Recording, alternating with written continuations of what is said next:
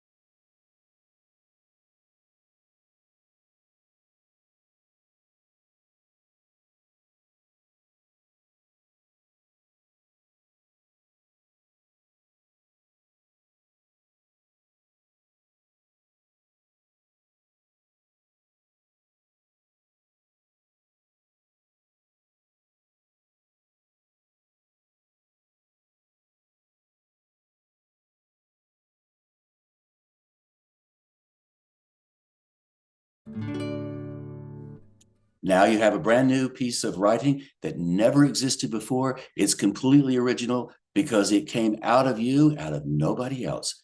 After everybody finishes on Saturday, we send everybody into small rooms, Zoom rooms, and they read their work aloud. We would like for you to take that same opportunity to read your work aloud. And the reason we like the spoken word part of this is because when the words come out, they come out spontaneously. They're connected to your emotionalism in a way that the pen does not connect. The pen has a different job. The words have another job. You put the two together and you have some editing opportunities that might surprise you. So we'd like for you to put us on pause now and just read the work aloud and listen to what happens and how you feel. Nave said, notice how you feel. And this is, I think, one of the most valuable things of reading your work aloud. It transformed my writing because when I read my writing silently on the page, I would just be looking for things that were bad or that I didn't like and that I wanted to change. So I would be very critical of myself. But when you read your work aloud, you can't change things on the page. You can't change things in any kind of permanent way. And the result of that, what happens is that you tend to focus more on what you like about your writing rather than what you don't like. And you get a little hit of dopamine when you read aloud something that you like. And so this effortlessly pushes you towards writing more like yourself, more original, more authentic, more emotionally connected. And that's one of the great secrets about reading your work aloud. And if by chance you like what you wrote, you feel good about it, we have something that you might really like. It's the Imaginative Storm Circle community. And the circle community, I love drawing circles. It's round and round. It's so 360. This writing circle that we've had it for a long time. And what people do with the writing circle, they go on the circle and they post their work so everybody can read it in the community. We would like to invite you to do the same thing. And even though you haven't joined our Imaginative Storm writing gathering on Saturday yet, maybe you have. But if you haven't, you're invited to come, imaginativestorm.com, and you're also invited to put your work on the circle, and Allegra's going to tell you how to do that now. Go to imaginativestorm.com and click on Community. You will see Imaginative Storm Circle. So you click on that. Share your writing, no criticism, just appreciation. You can click on the image or on the button, and it will take you to the circle. You will have to sign in. If you haven't been there before, you will have to sign in with a username and a password. It's also free. And then click on Prompt of the Week. And under Prompt of the Week, you will see all of these prompts. Almost 5 years worth. So you'll be able to work with any of those if you so choose. But I will click on today's. Here we have it. After I have finished this video via link here, join us on YouTube. You will see the image. You will see the word list.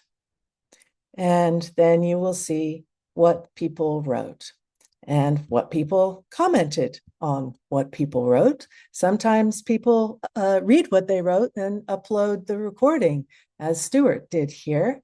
And Regina gave hers a title. Not everybody does. And as you see, it's really very straightforward. You can like and reply to other people. And then if you would like to post what you wrote, you just click here in what are your thoughts, and you write, these are my thoughts, whatever you wrote to the prompt, and click post, and you're done. All right, now you have an opportunity to put your work somewhere, and we look forward to seeing that, and all the other people do as well. When you go to imaginativestorm.com, you will see the invitation to the gathering on Saturday, 12 to 1 Eastern time. You will also see some books that you can use. We do workshops. We do workshops on Zoom as well as live. We do one in Taos. We do one in Colorado and other places as well. So we invite you to go to Imaginative Storm and take a look at the resources, and maybe something will vibe for you.